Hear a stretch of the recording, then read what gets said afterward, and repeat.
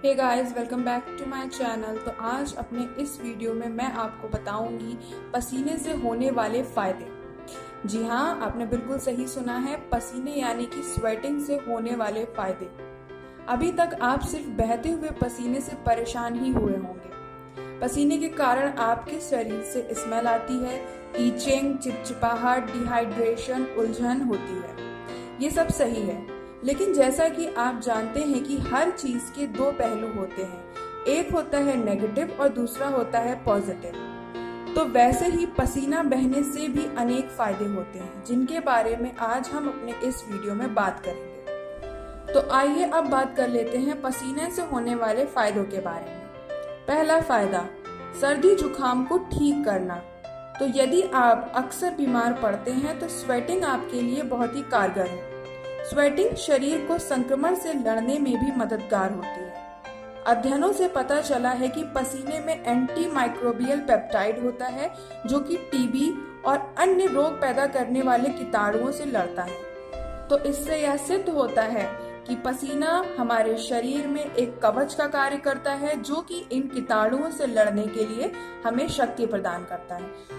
दूसरा फायदा, विषैले पदार्थों को शरीर से निकालना या डिटॉक्सिफिकेशन। तो स्वेटिंग का दूसरा फायदा यह है कि यह विषैले पदार्थों को शरीर से बाहर निकालता है। अल्कोहल, कब्ज और नमक को शरीर से बाहर निकालने में भी यह बहुत ही मददगार है।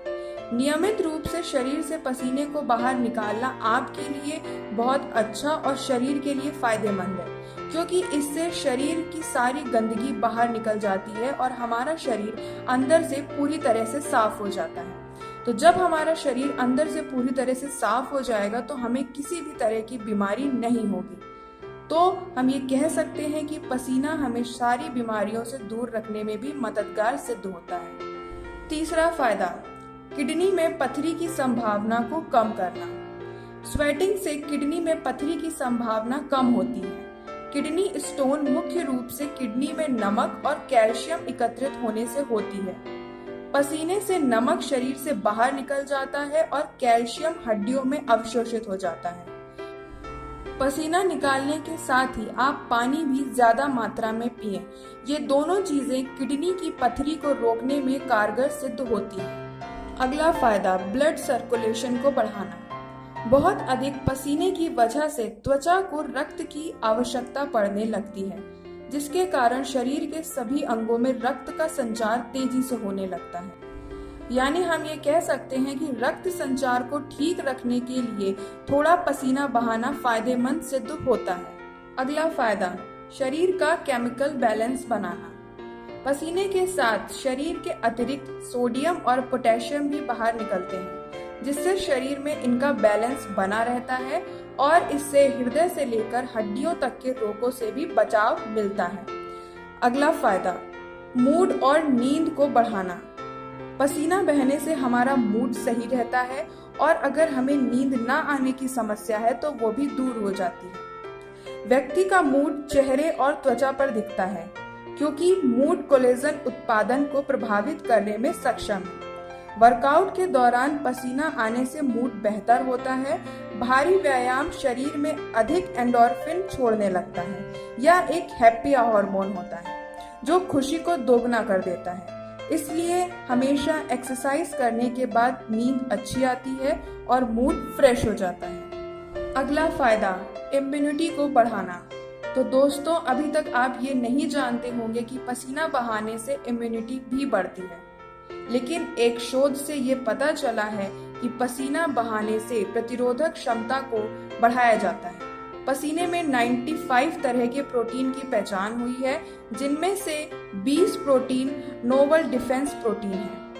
तो इन प्रोटीनों की वजह से हमारे शरीर में प्रतिरोधक क्षमता बढ़ती है, जिससे हम बाहर के रोगों से अपने आप की रक्षा कर सकते हैं। अगला फायदा, नेचुरल ग्लो देना। पसीना एक प्राकृतिक चमक देता है, क्योंकि जब हमारे शरीर से पसीना निकलता है तो हमारे रोम छिद्र खुल जाते हैं।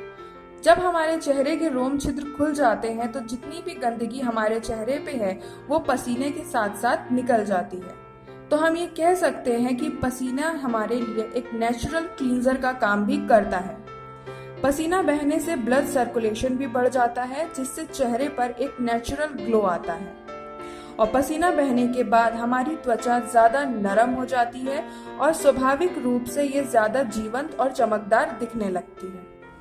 अगला फायदा, बालों के लिए फायदेमंद।